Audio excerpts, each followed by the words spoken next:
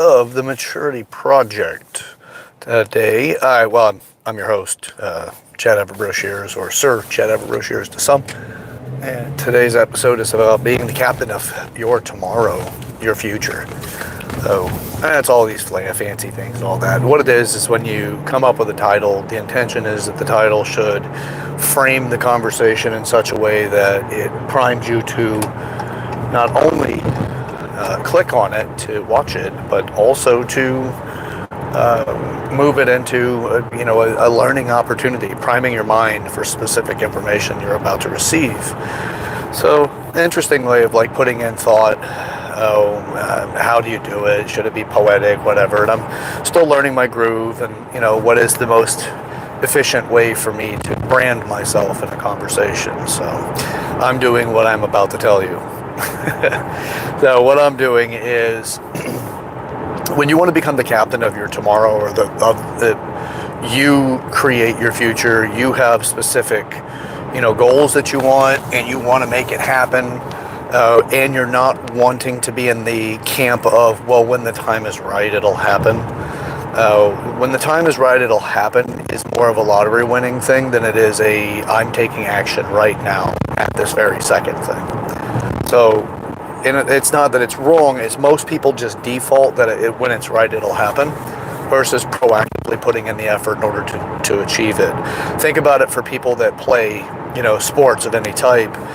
Michael Jordan is an example. He's the GOAT, right? He's the greatest of all times, as people refer to him as, because, having little, statements like that is, framing tools, or cute, right?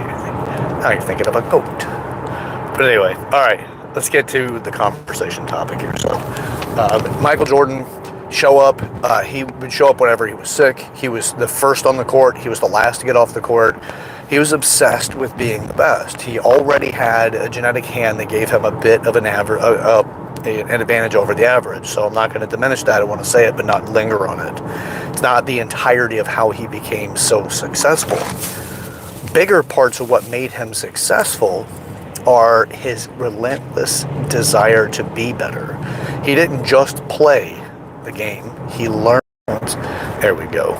Something happened there. My phone apparently I jumped on some Wi-Fi somewhere. Anyway, so he would study his teammates. He would work with them to find out as much as he possibly could in order to better come closer to them. Because people that care about each other work together harder on average, especially whenever they're playing, or they have a common antagonist or an enemy, if you will. So Michael Jordan was relentless in his development and his work ethic. Now, that was a big part of it, but he also learned about what was going to make him better the next day. He always learned outside of his comfort zone, or what he had already known, and continued to develop himself. Now, that is what I do. If I use that as an example, again, to frame it back to me, is what I listen to, what I choose to read, what I put my mind on during the day. All of that stuff develops me for who I am tomorrow. So if I decide that I want to, start learning, the role of a CEO as an example, and then the decision-making tactics, and the far deeper understanding of that role, and to be the best, you'd want to find out where there is a lot of structure, a lot of things like that is understandable, that you can learn, and then spend your time. So when I tell people that, again, I rarely ever listen to music. Well, I tell people that because I really don't. I rarely ever listen to music. I do, but I just don't do it often. It's rare. What I do is I listen to audiobooks, podcasts, anything that's going to develop me, especially for the things that are going to help me get to my goal. So areas of interest are commonly business, things like that. I'm regularly putting effort into learning as much as I can about business, but I'm entertained by it. So I don't feel like I'm going to a class. I don't feel like I'm being beat up to, you have to know this, and if you don't, then you don't, some disqualifier about myself. Nothing like that. I just have this relentless desire to develop. So if you take on that approach where you're like, you know what? if I'm not used to studying already, or if I'm not used to learning on a regular basis, something that's intentional, that breaks outside of a daily pattern or habit, perhaps I want to start looking to see where I can develop myself. So what do you want to accomplish? Then get a book on it. Spend a little bit of time. 5 minutes of reading a day, you will eventually finish the book. Eventually. Just devote 5 minutes a day and read a little bit. You will find, though, that if you're really interested in accomplishing a goal that particular book has some association with, you'll find out that 5 minutes turns into being not enough. And you start, giving yourself new schedules.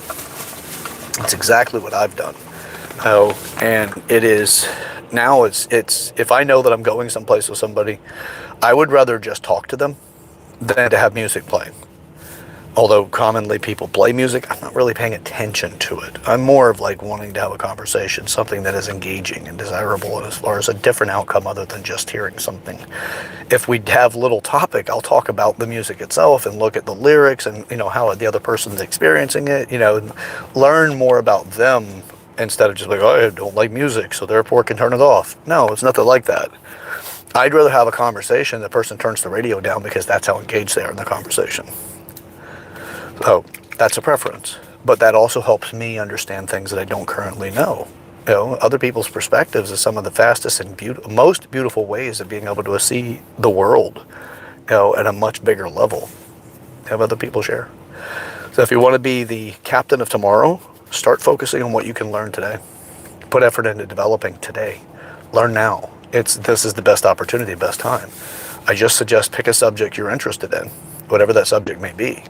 Now, my subject in business grew to that from the fitness industry, because I was relentless at becoming the best personal trainer. Then I was relentless at becoming the best corrective exercise specialist. Then I was relentless in starting my own company and being the best entrepreneur that I could be.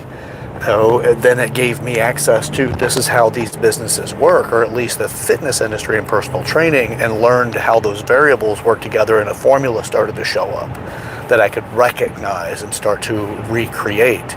And then it went from that to, I don't need to be in the personal training industry, but I went from personal training to the gym and memberships and how to grow a gym itself instead of just personal training and working on a current, flow of clientele based off of the membership, conversions from membership.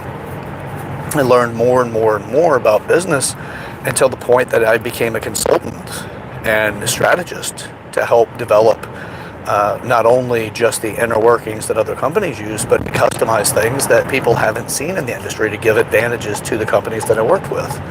And then it went from that to, it's not even bound to the exercise industry anymore, because just, I want to learn. And this is not a brag. This is just for people that think that I'm like some sort of like born special kind of guy. I'm not. I have my genetic predispositions, as I had mentioned about Michael Jordan earlier, that just gave him a bit of an advantage in certain places, but I'm not better than anybody else. That's just how my, status points have been assigned, if you will, through genetics. That's all. Other people have plenty advantages over me. Oh, plenty. I'm not out to be the best over them, just the best that I can be for me. And then give people opportunities and viewpoints that help them also see life differently, to see how they can make their life the best that it can be for themselves. We often do use other people as a scoring mechanism of sorts to see what they've accomplished and what you've accomplished. It's evident when we feel the desire to ask them how long it took them to get there. We're measuring our own timelines and things, looking for commonality, but also potentially where you might have more efficiency. Commonality and efficiency have a lovely value about themselves that gets us connected if you are friendly in the process and not a jerk, narcissistically needing more than what you actually do. All right, till next time. I am your host, Sir Chad Everett Broshears to some, Chad Everett Broshears to others. And I will catch you in the near future. Just remember, we have a world to change. So let's start with ourselves, shall we? All right. Well, it's all through growth, baby. Remember, again, this is the episode on creating or becoming the captain of your tomorrow. See ya.